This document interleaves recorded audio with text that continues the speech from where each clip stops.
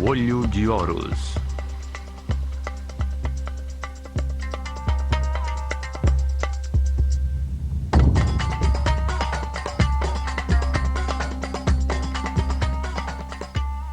Nona parte. Kom Ombo, o Portal da Liberdade.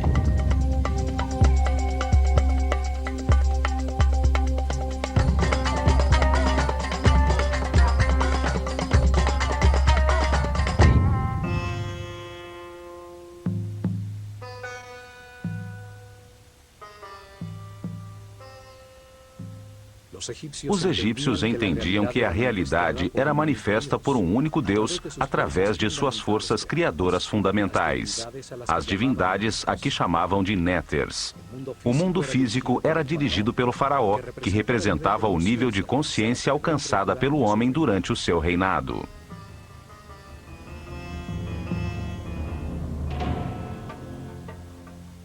O faraó era a encarnação do Ka real, um único espírito que evoluía reencarnando de faraó em faraó. Isto o transformava numa divindade intermediária entre o homem e Deus, encarregado de conservar e aperfeiçoar a ordem no mundo físico egípcio. Seu universo espiritual era guiado pelo Hierofante, sumo sacerdote da escola de mistérios do Olho de Horus, primeiro servo de Deus, Rein-Neter-Tepi, o grande vidente.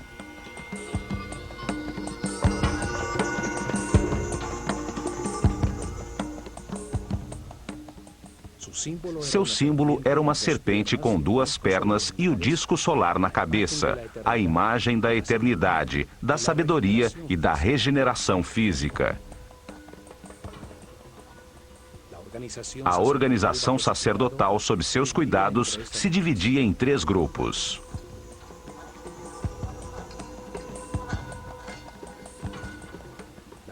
O primeiro se encarregava do conhecimento verificado e era dirigido pelo mais sábio dos sacerdotes.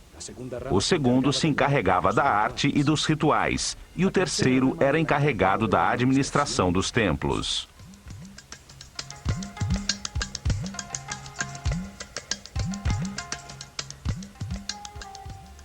Os sacerdotes do conhecimento eram os pedagogos incumbidos de preparar os herdeiros de sua casta.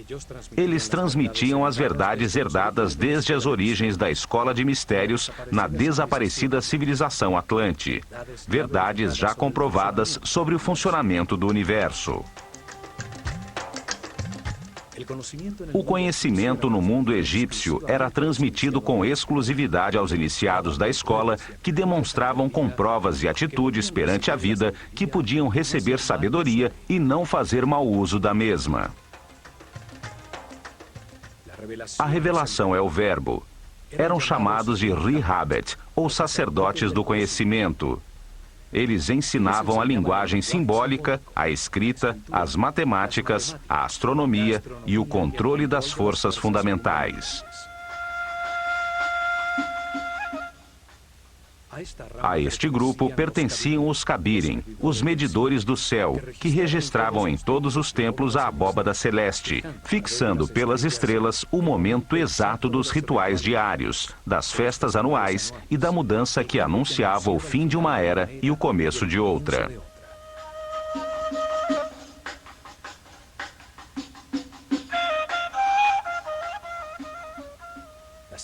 O segundo grupo se encarregava da produção de obras de arte, do desenho arquitetônico e da construção dos templos, da direção das oficinas onde os iniciados, ajudados pelos artesãos do povo, fundiam as esculturas simbólicas. Estes sacerdotes criadores desenhavam e supervisionavam as inscrições nos muros dos templos. Eles ensinavam a trabalhar a arte com a sabedoria do amor, a desfrutar do ofício, a dar sempre o seu melhor.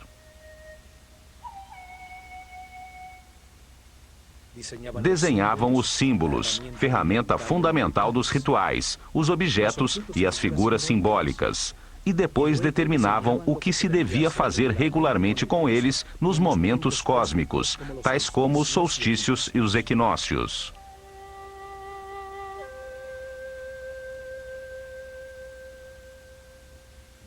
Estabeleciam os rituais, o que deveria ser entendido através das sensações em um percurso espacial, sem intervenção da razão, e também as ações necessárias para criar a segurança no povo e gerar uma energia especial nos participantes.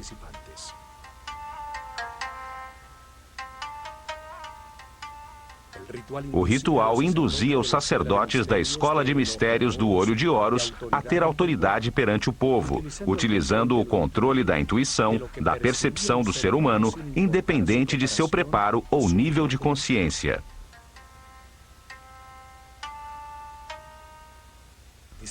Estabeleceram com cuidado o que os participantes percebiam: os sons, as palavras, os aromas associados como o incenso, suas cabeças raspadas e suas vestimentas brancas que denotavam limpeza, os colares de flores e as barcas douradas nas que carregavam os símbolos de sua relação com Deus.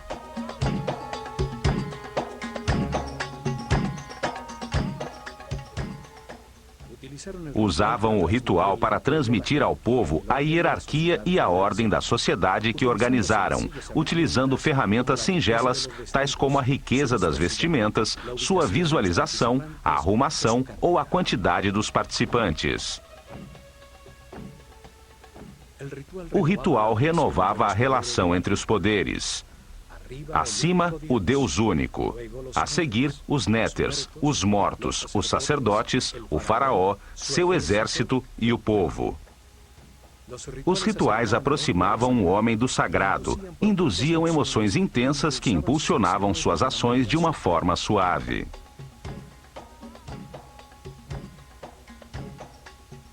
O terceiro grupo administrava o cotidiano dos templos. Organizava os cultivos, a recepção dos víveres, a preparação das refeições, a limpeza dos recintos, formando uma sociedade comunitária.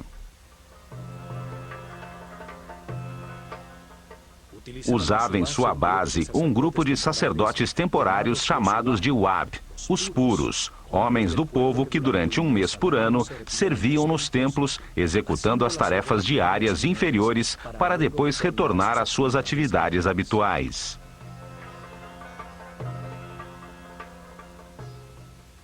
Alguns viviam no campo, cultivando os terrenos cedidos pelo templo em volta dos seus muros externos. Chegavam ao amanhecer para realizar os rituais de purificação para entrar no templo e continuar com suas atividades diárias.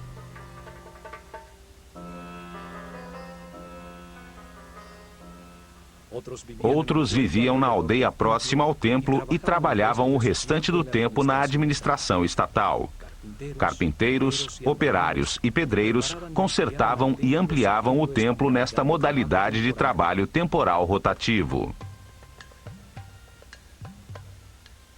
Este sistema de rotação permitia que muitos membros da sociedade participassem dos rituais e cultos desde o interior do templo, e fazia com que o povo entendesse que os trabalhos comunitários beneficiavam a todos.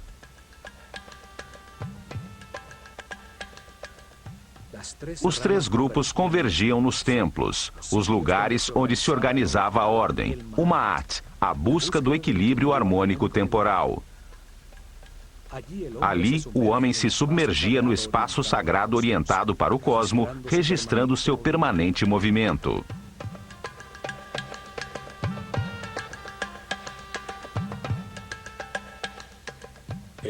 O templo era o instrumento de preservação da ordem e não um mundo criado para a salvação da alma. O espírito se aperfeiçoava e adquiria mais informações através da reencarnação ao compreender os erros cometidos. O erro era um instrumento de aprendizado. Não era necessário ser salvo dele.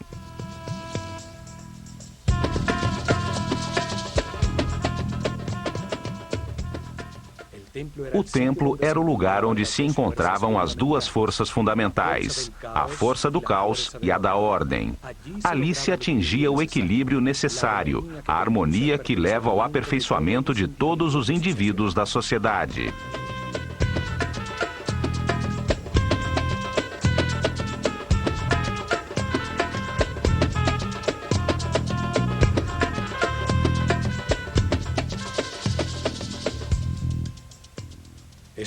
Este conceito é claramente expresso no templo de Kom-Ombo, dedicado simultaneamente a Sobek, a força do caos que induz a erro, e a Horus, o símbolo da consciência permanente e da sabedoria. Neste templo, os iniciados da escola começavam o seu aperfeiçoamento espiritual. Aqui chegavam a transcender o medo e os atos automáticos do instinto de defesa, a controlar o chakra raiz. Neste templo, lhes ensinavam a existência da lei da natureza, códigos divinos que produzem uma reação automática para defender a vida, necessários quando se está na animalidade, mas que devem ser controlados de forma a ascender aos níveis superiores de compreensão. Não se pode ser sábio tendo uma série de condutas automáticas ou reações agressivas descontroladas que ferem as relações que mantemos com todo o mundo.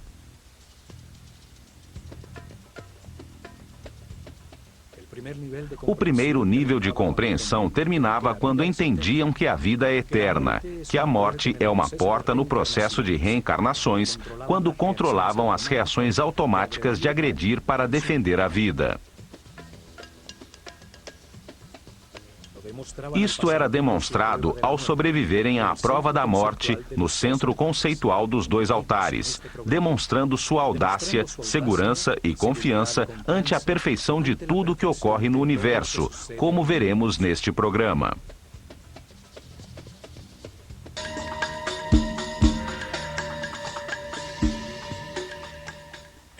O templo de Kom-Ombo era onde se agradecia pela dualidade existente no universo, a qual permite ao homem enganar-se e aprender com os resultados de suas decisões, de forma a produzir compreensão e aperfeiçoamento espiritual.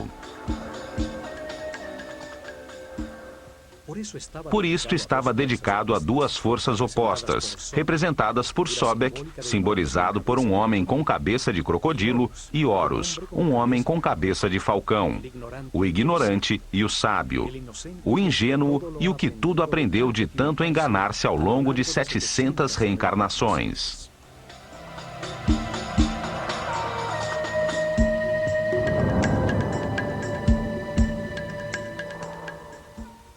Situado às margens do Nilo, a 48 quilômetros ao sul do templo de Edfu, a aproximadamente 25 graus de latitude norte e aos 34 graus de longitude leste, encontram-se as ruínas do templo ptolemaico de Kom-Ombo, chamado antigamente Pa-Sobek, o domínio de Sobek, força simbólica representada por um crocodilo. Neste lugar não existe um grande complexo como em Edfu ou em Dendera. O templo era protegido por muros elevadíssimos e o povoado estava em volta de um forte do exército imperial, onde os elefantes africanos eram treinados para a guerra.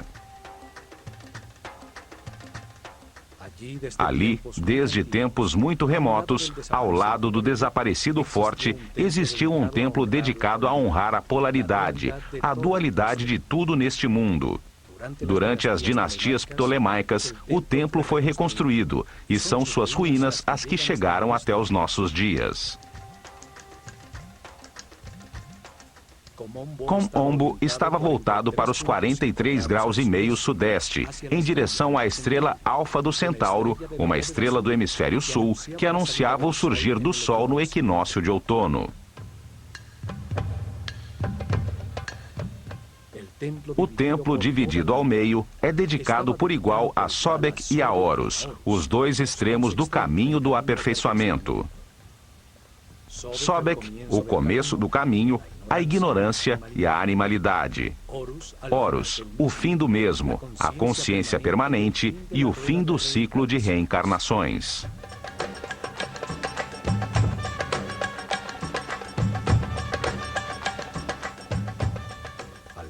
À frente, havia um pátio aberto formado pelas ruínas de 16 colunas de um corredor coberto.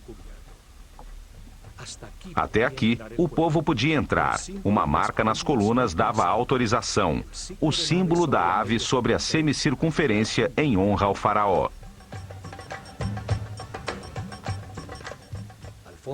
Ao fundo vê-se uma das torres que ainda restam do muro externo. Talhados em seus muros, vemos as duas figuras simbólicas frente a frente e o faraó Ptolomeu V que ordenou a reconstrução do templo.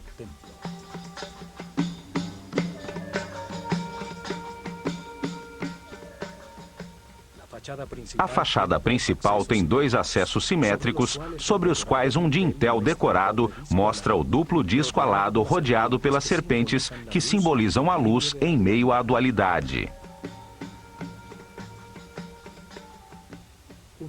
Um muro a meia altura, como os existentes em Édifo e em Dendera, une 4 altas colunas. Uma quinta coluna divide as duas portas. O píluno fechava o pátio descoberto e permitia aos visitantes vislumbrar a fachada interna a partir das portas simétricas.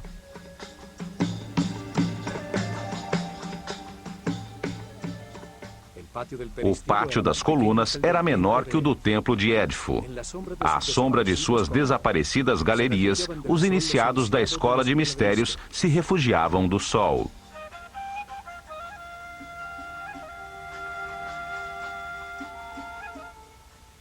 Do lado direito do templo estão as ruínas do que foi uma pequena capela dedicada a Hathor.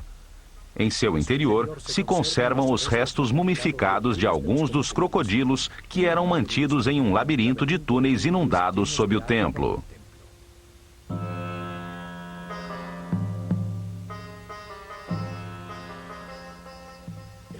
O crocodilo é um dos animais mais duros e resistentes. Sua pele é muito densa, é como o metal dos animais. Os egípcios associavam esta dureza ao estado máximo de materialização, um nível muito afastado da espiritualidade. Aí o espírito começa seu caminho de liberação das limitações materiais, à medida em que vai compreendendo como o universo funciona. O crocodilo simboliza a vida quando sai das águas da inconsciência. Sai para buscar o ar, que representa a consciência. Os egípcios acreditavam que na primeira respiração, o espírito entra no corpo em que se encarnou.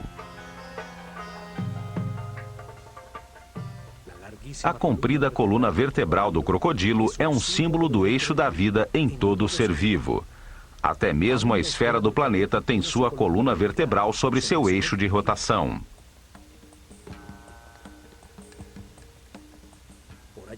Por ela se movimentam as forças eletromagnéticas que lhe dão vida e que formam um campo protetor das radiações solares ultravioletas em volta do planeta, permitindo o desenvolvimento da vida e a evolução da consciência. Sobek, o crocodilo, e Tuaret, a hipopótama, representavam nos mapas celestiais as estrelas circumpolares que, situadas sobre o eixo de giro do planeta, brilham fixas por milhares de noites sobre os polos.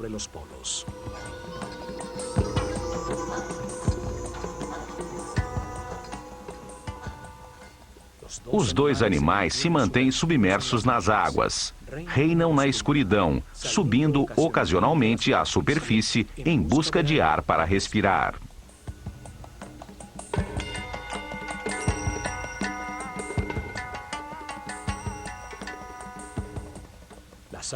As águas representavam o caos que logo renovava a vida.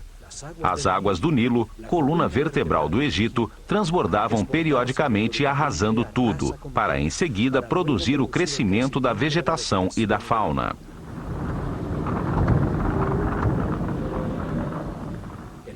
O caos desarruma as partes, permitindo que logo se organizem pelas harmonias ou afinidades entre elas, que as unem momentaneamente.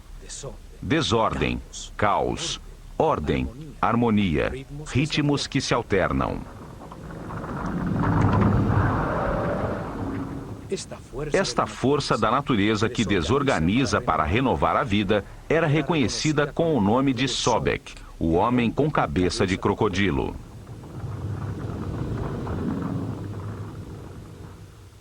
Sobek pertence à corte de Set, o senhor da escuridão, a força que leva o homem ao materialismo, à sensualidade, que atrasa seu caminho evolutivo e que semeia em sua vida decisões erradas para que aprenda com seus próprios erros.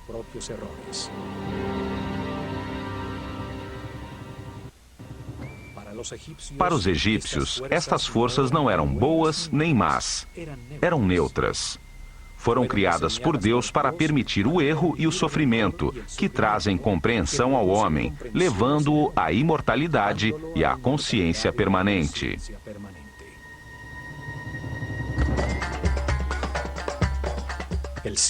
O templo está simetricamente dividido. O lado direito, a leste, é dedicado a Sobek.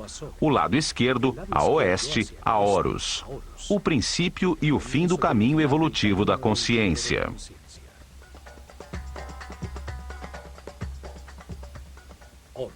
Horus, o homem com cabeça de falcão sobre a qual se assenta um disco dourado, era o símbolo da consciência permanente. Representa um homem que aprendeu tudo nesta escala da realidade. Um ser imortal ascendido nas hierarquias do universo.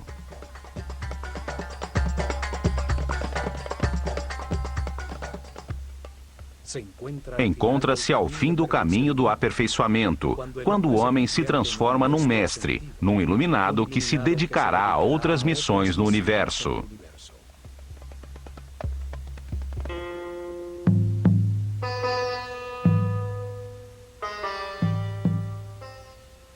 O faraó Ptolomeu VI iniciou a reconstrução do antiquíssimo templo e sua decoração interna foi concluída sob Ptolomeu XII, quando a civilização egípcia estava desaparecendo.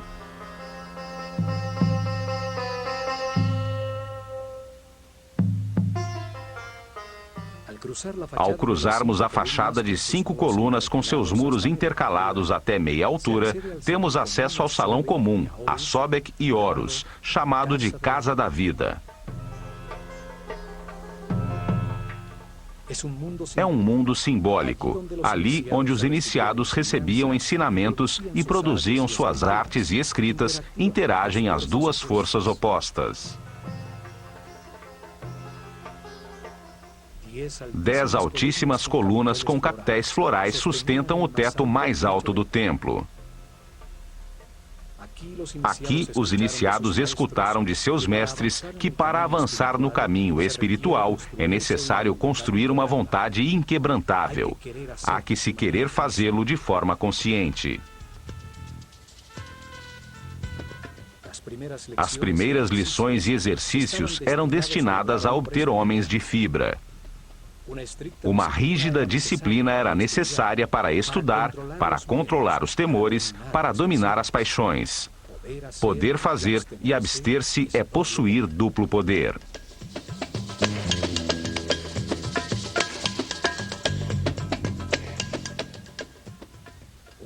Um compromisso além da morte era estabelecido para manter-se uma total discrição e um silêncio absoluto sobre as verdades reveladas.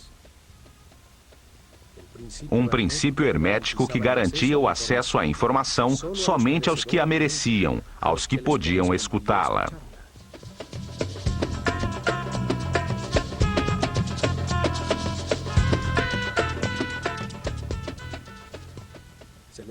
Era-lhes revelado que quando ainda não existem a consciência e o livre-arbítrio, são necessários os instintos, as condutas e reações automáticas. A lei da natureza codifica essas reações em todos os animais para defender e gerar a vida.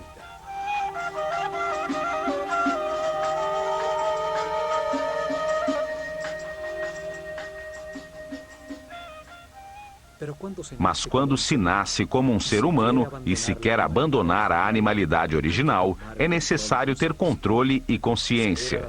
Ceder às forças da natureza é apenas seguir a corrente coletiva. Só se obtém o conhecimento e evolução de forma individual.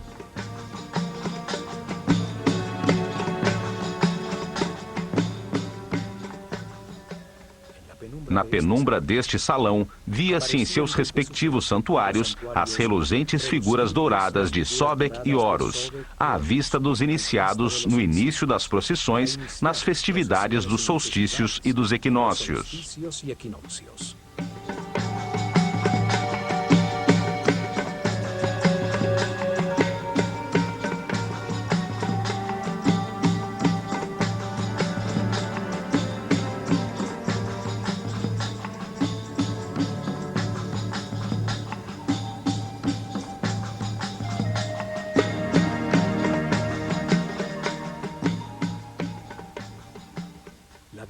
A decoração dos seus muros é cerimonial.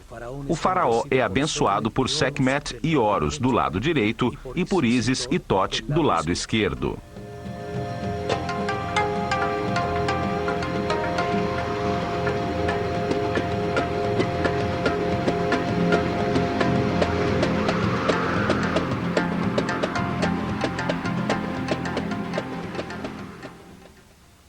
Outro mural semelhante existe do lado de Sobek, ressaltando a igualdade das divindades sem importar suas condições polares, se são boas ou más, se há luz ou escuridão.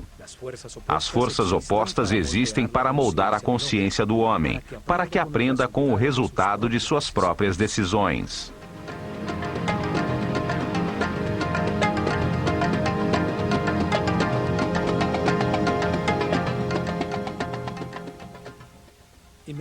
Logo a seguir, chega-se a um espaço transversal onde se encontram o Salão das Purificações e o Salão de Recepção das Oferendas do lado de Horus.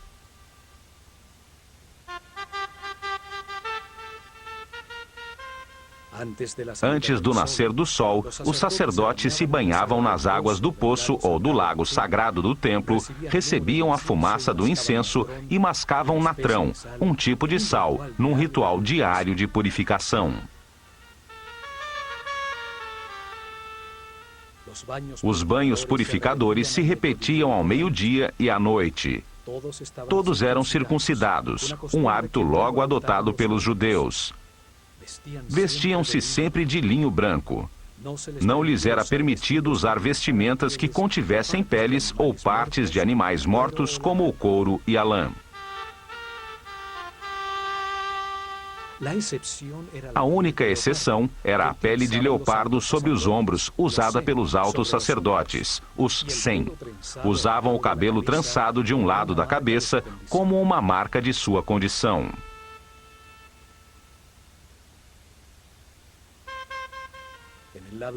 Do lado esquerdo do templo, existe um poço profundo com uma escada que submergia sob o Nilo. Neste poço, os sacerdotes realizavam suas purificações matinais.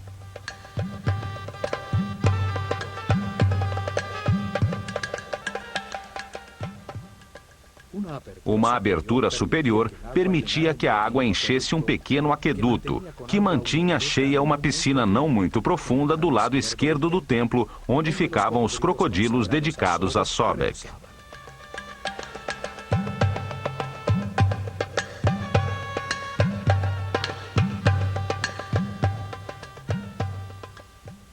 O poço servia também como um instrumento de medição. Seus degraus mediam, durante anos, os níveis do rio e assim podiam prever as inundações futuras.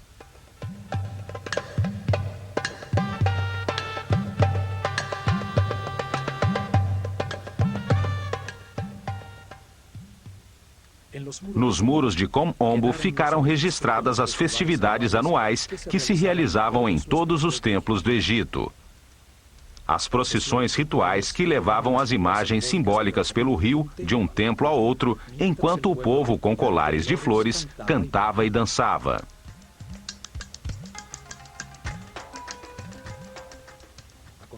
Em seguida, encontramos o corredor das escadas que conduziam ao terraço do templo, num esquema semelhante ao dos templos de Edfu e Dendera. Uma escada em caracol de um lado e a escada reta rente ao muro do outro.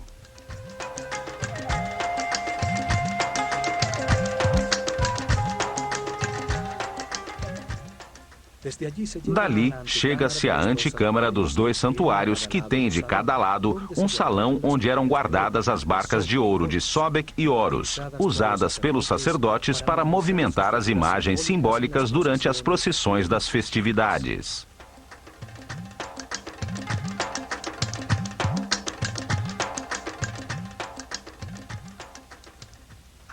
Aqui existe um mural em baixo relevo, onde aparecem Ptolomeu e sua esposa Cleópatra, na presença de Horus e Sobek.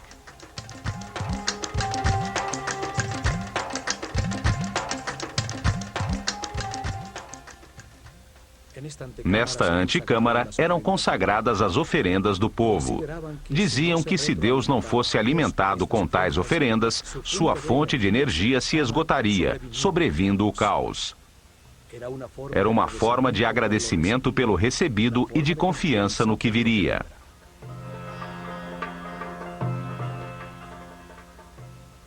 Chegavam diariamente ao templo pão, cerveja, frutas, vegetais, mel, azeite, perfumes, velas, sal, natrão e tecidos de linho, que eram recebidos pelos sacerdotes no salão das oferendas e a seguir colocavam na antecâmara como uma forma de agradecer a Deus por sua abundância.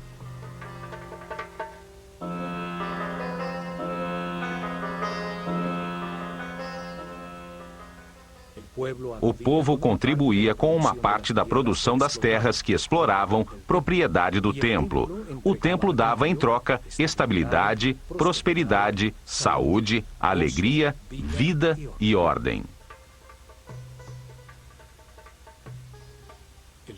O sumo sacerdote purificava as cestas de alimentos com incenso e com o símbolo da vida, o Ankh. Marcava a transferência da força divina entre os alimentos e a fonte da vida.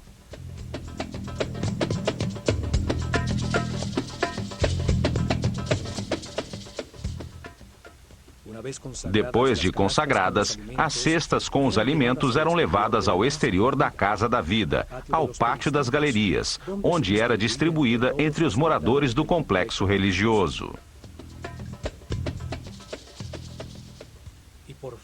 Finalmente, no interior do templo, chega-se aos dois santuários, onde se encontravam os tronos com as imagens que simbolizavam os dois extremos do caminho do aperfeiçoamento.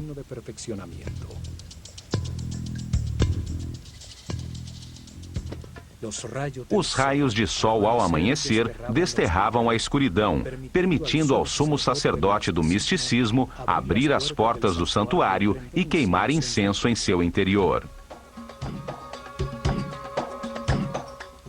Rompia os lacres de óleo das portas do naos, fazendo surgir o símbolo divino, para agachar-se ante ele e beijar o chão que o sustentava.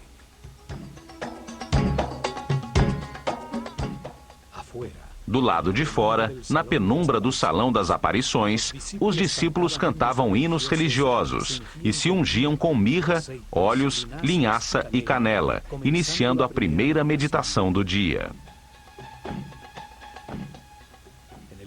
No interior do templo, os assistentes do sumo sacerdote arrumavam a areia do chão, varrendo as marcas dos pés, fechando atrás de si as portas que desde o salão das escadas levavam à antecâmara até a manhã seguinte.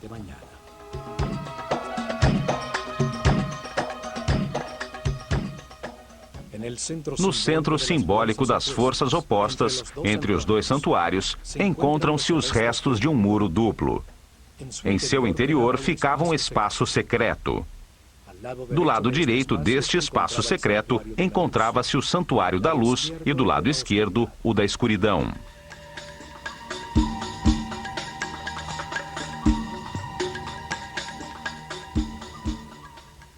De nenhum dos dois santuários podia-se saber que existia este lugar entre os muros. Neste espaço, que era mantido cheio de água até o topo e com acesso no terraço do templo, era onde os iniciados tinham que passar pela prova da morte.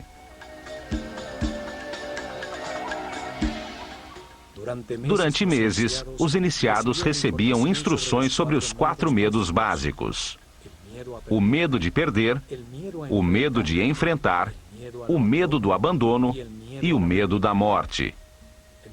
Compreendiam que o medo produz uma reação psicossomática, uma reação neurohormonal automática.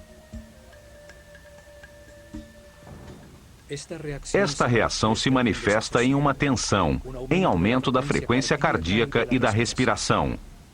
A razão fica bloqueada e surge uma vontade de agredir ou de fugir. Todas elas reações automáticas fora de controle que produzem uma perda da paz interior e da energia vital.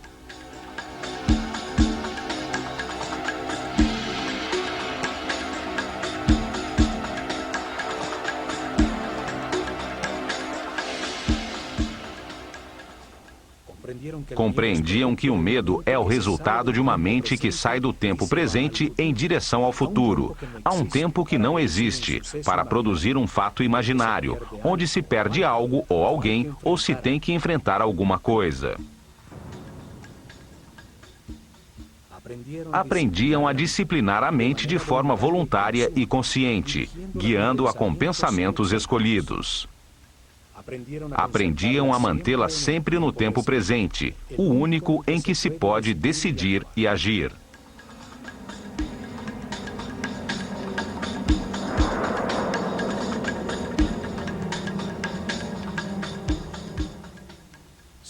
Treinavam para manter pensamentos de satisfação. Compreendiam que tudo o que ocorre é perfeito e necessário para sua própria evolução, que o que lhes acontece tem relação com eles. Assim, aprendiam a evitar os pensamentos negativos, a confiar no universo, a manter-se em paz e harmonia.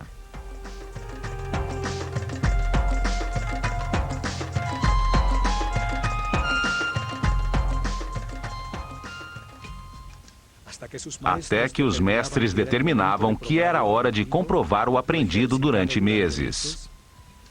Realizava-se então uma cerimônia individual em um salão descoberto no terraço do templo, frente a um retângulo de água escura no chão.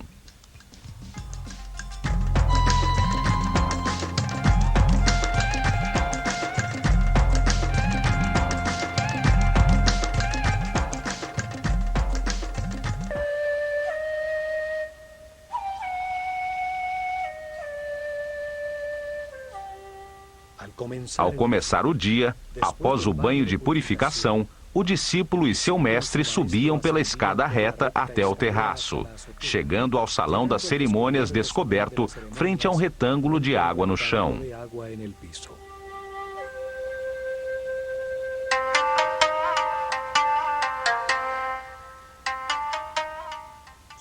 Seu treinamento o havia preparado para ser cuidadoso e consciente em todas as situações desconhecidas, condição necessária para mergulhar no labirinto do canal cheio de água e encontrar uma saída sem que se afogasse.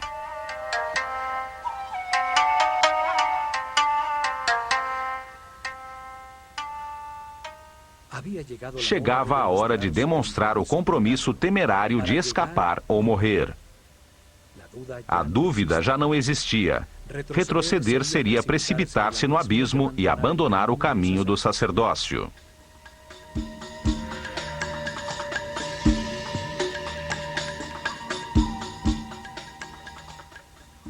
Com uma tomada de ar, o símbolo do espírito e da consciência mergulhava numa espécie de túnel vertical com reentrâncias, como num labirinto que afunilavam a passagem. Nadava com decisão até o fundo, atravessando a abertura em direção ao resplendor da luz.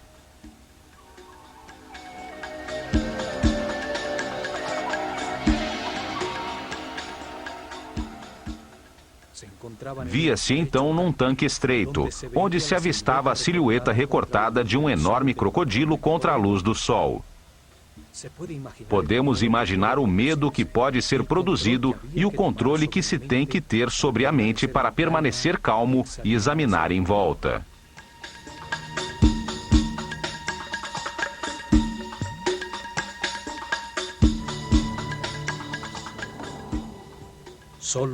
Só assim poderia ver que no fundo do tanque havia uma porta muito escura. Convencido de que era mais prudente evitar os crocodilos, mergulharia com força no estreito túnel. muitas braçadas e, enquanto o tempo parecia eterno, chegaria a um tubo vertical, onde lá em cima também brilhava o sol. Já mais tranquilo, chegava à superfície, tendo passado na prova com sucesso.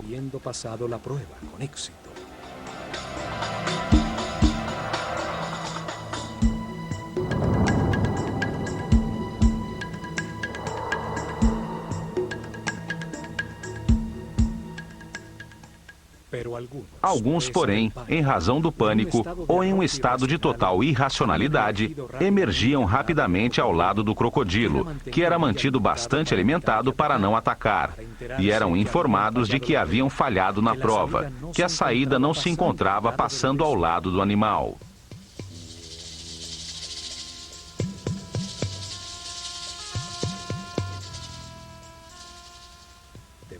Deveriam submeter-se a mais tempo de meditação e treinamento, a exercícios respiratórios, para voltar a enfrentar a cerimônia, sabendo desta vez que do outro lado haveria um crocodilo esperando.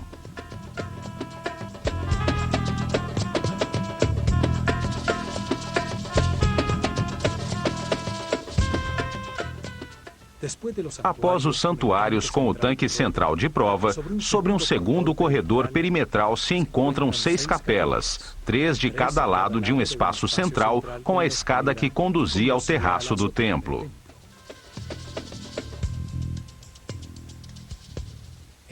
Em seus muros existem belíssimas figuras das divindades e do faraó, que sempre representa toda a humanidade.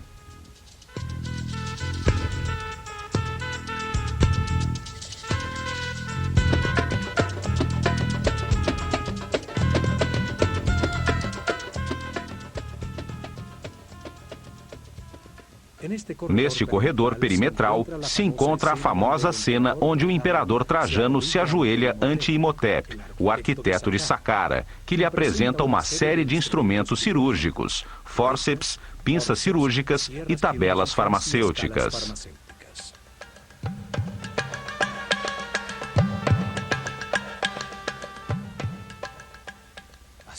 Os doentes vinham até aqui em busca de ajuda e tratamento para os seus males. Muitas das figuras talhadas apresentam uma amostra da sua crença, pois o roçar de milhares de mãos sobre as formas sagradas desgastaram a pedra.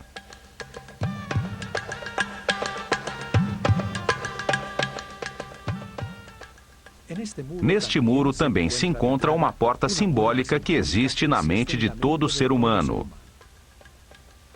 Ela se comunica de um ponto central, neutro na dualidade, com as dimensões superiores. O mesmo caminho que o iniciado utilizou entre os 2 santuários para avançar ao nível seguinte de seu treinamento.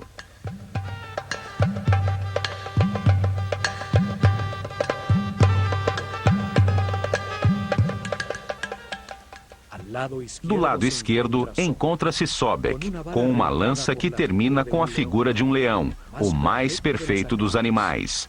E à direita, Horus, com uma faca com pernas humanas, símbolo do caminho de sofrimento e autocontrole de qualquer ser humano para chegar à condição de mestre ascendido.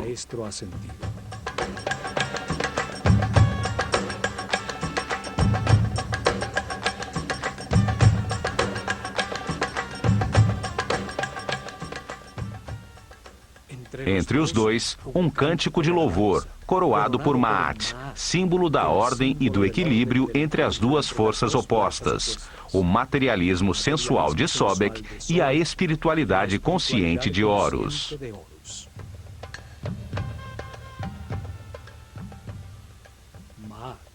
Maat, a ordem, sustenta o céu, e em sua volta se encontram as imagens repetidas sobre si mesmas, as quais simbolizam o movimento dos 4 ventos: o leão, o falcão, o touro e a serpente de muitas cabeças, as forças do destino a que todos os homens estão submissos.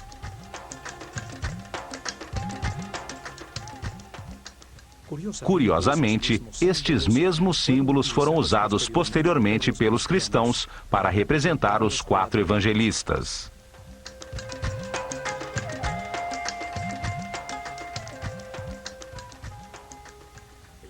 O desenho simbólico deste templo, dividido simetricamente entre a luz e a escuridão, onde os iniciados demonstravam o controle sobre seu medo da morte ao atravessar por um ponto central, neutro em meio à polaridade, deixa muitos ensinamentos.